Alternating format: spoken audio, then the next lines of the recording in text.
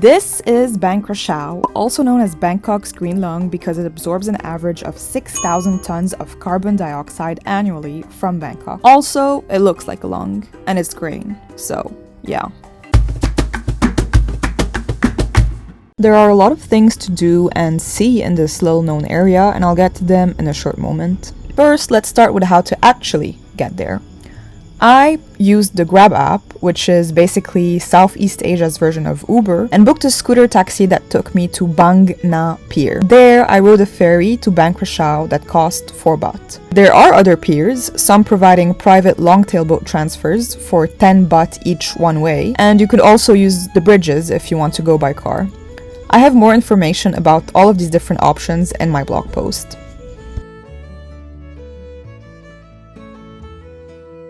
Now, the two main attractions of the island are cycling in the Sri Nakhon Khuan Khan Park, as well as eating and walking around the Krachao floating market, which doesn't actually float.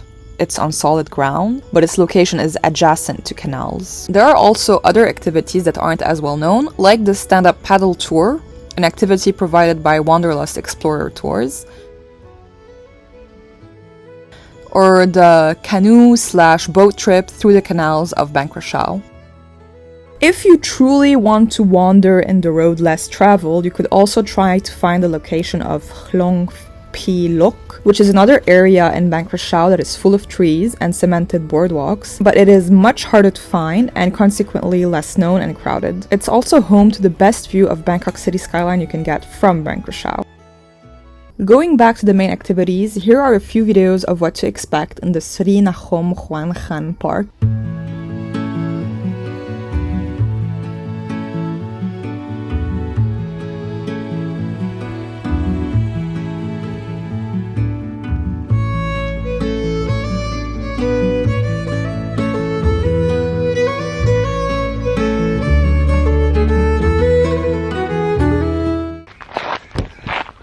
What, you thought the camera was gonna pick itself up? Okay, getting here was easy.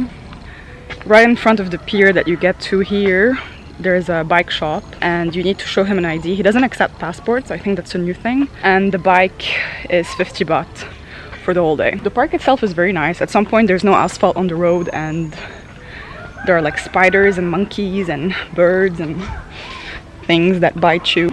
It's quite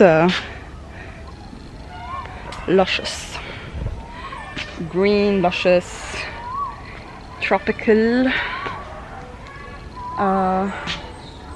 and right now full of my sweat.